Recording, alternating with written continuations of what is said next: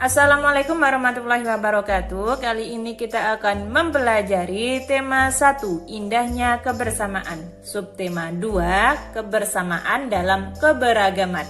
Pembelajaran 1. Sebelumnya kamu sudah banyak belajar tentang indahnya kebersamaan budaya Indonesia. Sekarang kamu akan belajar tentang menjalin kebersamaan dalam keberagaman agama.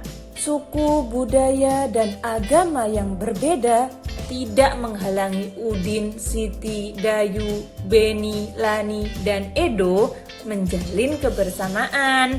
Mereka berbagi cerita tentang budaya masing-masing dan saling belajar. Hari-hari mereka penuh keceriaan dalam kebersamaan. Hari ini mereka berkumpul bersama untuk bekerja sama. Bekerja sama dalam keberagaman. Edo dan 5 temannya mendapat tugas untuk melakukan percobaan tentang bunyi. Sepulang sekolah, mereka berkumpul di rumahnya. Setiap orang sudah menyiapkan peralatan yang dibutuhkan. Lani dan Siti membawa beberapa kaleng yang sudah dilubangi.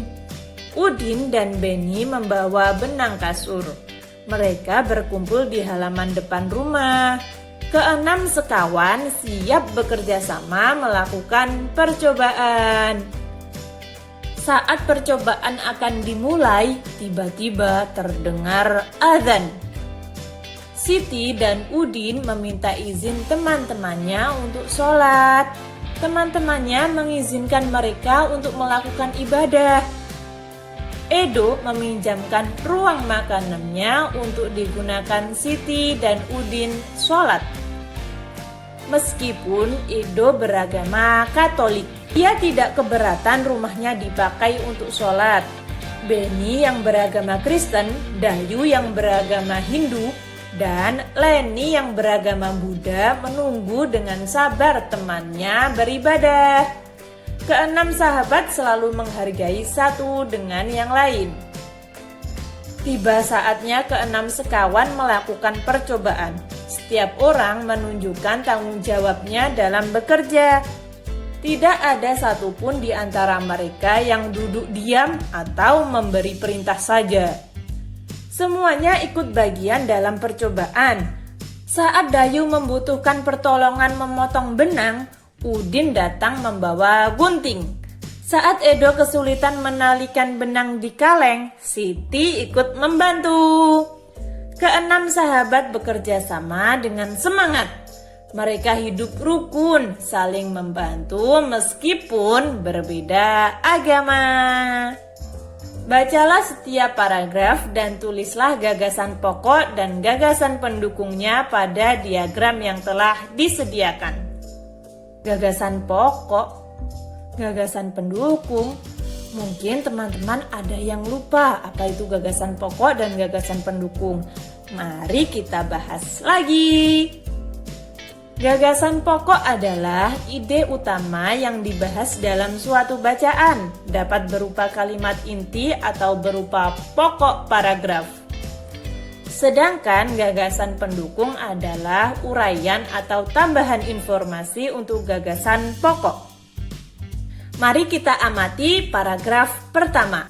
Edo dan kelima temannya mendapat tugas untuk melakukan percobaan tentang bunyi.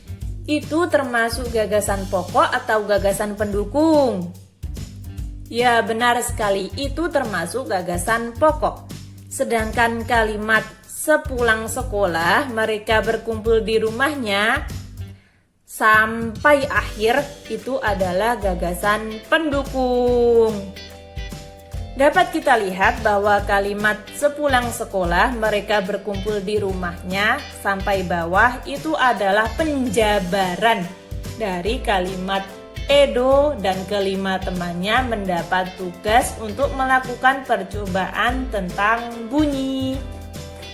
Setelah itu kalian buat seperti ini. Apa gagasan pokoknya dan apa saja gagasan pendukungnya? Gagasan pokoknya, Edo dan kelima temannya mendapat tugas untuk melakukan percobaan tentang bunyi. Gagasan pendukungnya, nah seperti ini. Silahkan kalian coba pada paragraf. Kita tadi sudah mencari gagasan pokok dan gagasan pendukung pada paragraf pertama. Sekarang coba carilah gagasan pokok dan gagasan pendukung pada paragraf kedua dan ketiga. Buat diagram seperti ini ya, paragraf 2 dan paragraf 3. Setelah melakukan percobaan perambatan bunyi, Edo dan sahabatnya juga belajar bersama tentang sumber bunyi. Mereka membaca buku yang menyatakan bahwa telinga bisa mengetahui sumber bunyi. Ayo kita buktikan dengan melakukan percobaan. Di manakah bunyi? Tujuan: mengidentifikasi sumber dan tempat bunyi berasal. Alat dan bahan: alat musik tradisional setempat, misalnya angklung. Langkah kerja: duduklah di kursi dan tutup matamu dengan kain.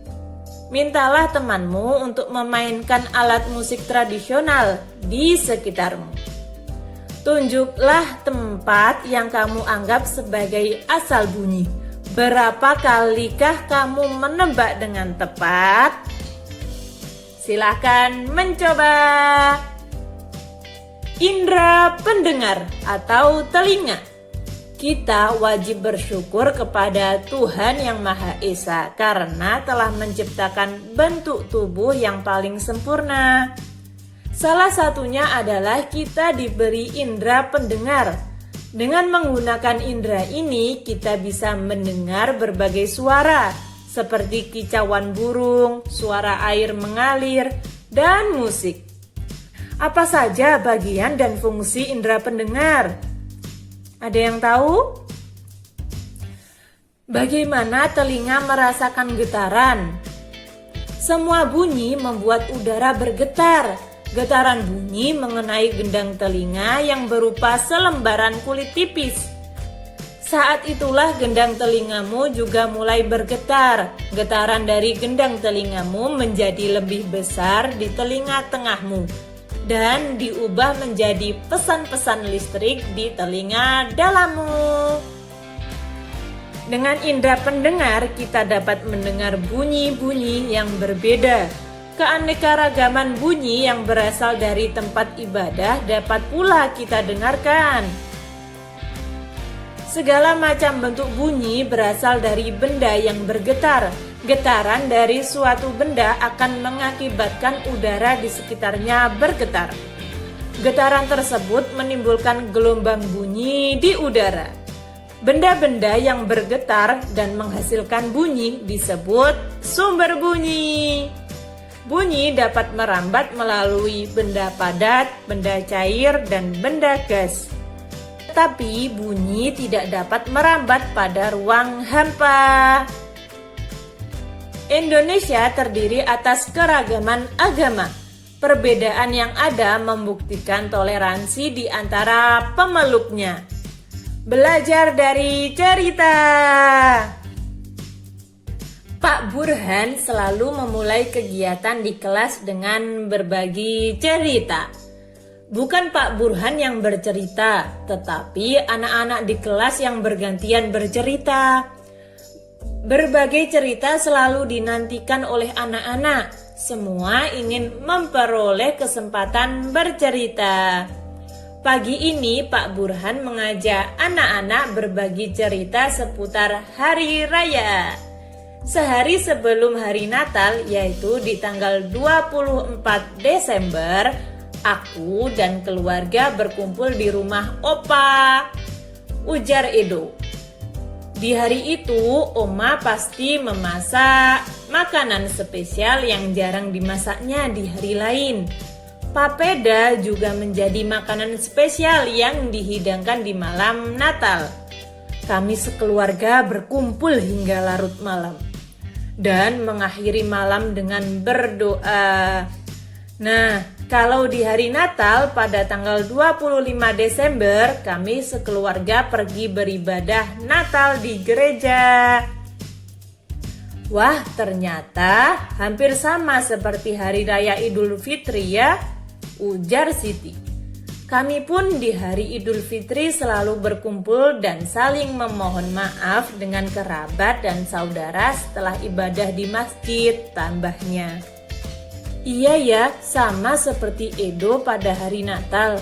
Saat Idul Fitri juga selalu ada makanan spesial, yaitu ketupat dan opor. Udin menambahkan komentar Siti. Di Bali menjelang Hari Raya Galungan, Seluruh kampung selalu ramai, dihiasi oleh penjor atau janur yang tinggi. Kami sekeluarga lebih sering pulang ke Bali menjelang Hari Raya Galungan agar bisa berkumpul dengan sanak saudara. Sebelum merayakan bersama, keluarga melakukan kegiatan ibadah di pura pada pagi hari, kata Dayu. Ah, semua sudah bercerita. Aku juga mau bercerita. Pak, boleh ya? Hari ini banyak yang berbagi cerita. Pita Lani. Pak Burhan dan teman-teman sekelas tertawa. Tentu saja boleh, Lani. Ayo sekarang giliranmu bercerita, ujar Pak Burhan. Nah, kamu pasti belum pernah mendengar cerita tentang kebiasaan keluargaku di hari Waisak. Sebenarnya sih tidak banyak berbeda. Ibu dan nenekku biasanya juga membuat masakan spesial menjelang hari raya Waisak. Saat ini nenekku yang paling tua, jadi semua keluarga akan datang ke rumahku untuk berkumpul pada hari Waisak. Selain menyediakan makanan untuk keluarga, pada hari tersebut biasanya kami pun berbuat baik bagi orang yang membutuhkan. Vihara, rumah ibadah kami pun dipenuhi cahaya lilin dari umat yang hadir untuk menjalankan ritual ibadah di sana. Lani mengakhiri ceritanya. Berbagi cerita memang selalu menyenangkan. Kita bisa belajar dari banyak cerita. Juga belajar dari teman-teman yang berbeda, ujar Pak Burhan menutup kegiatan pagi ini. Kesimpulan. Tadi kita sudah belajar apa saja? Yang pertama, mengidentifikasi keragaman sosial, ekonomi, budaya, etnis, dan agama. Yang kedua, kita sudah belajar mencermati gagasan pokok dan gagasan pendukung yang diperoleh dari teks. Yang terakhir, menerapkan sifat-sifat bunyi dan keterkaitannya dengan indera pendengar atau telinga. Sekarang menjawab pertanyaan berikut ini. Sebutkan 2 sikap toleransi atas keberagaman. Selanjutnya, apa yang dimaksud dengan gagasan pendukung? Yang terakhir, bagaimana telinga merasakan getaran? Silakan dijawab. Sekian, terima kasih. Wassalamualaikum warahmatullahi wabarakatuh.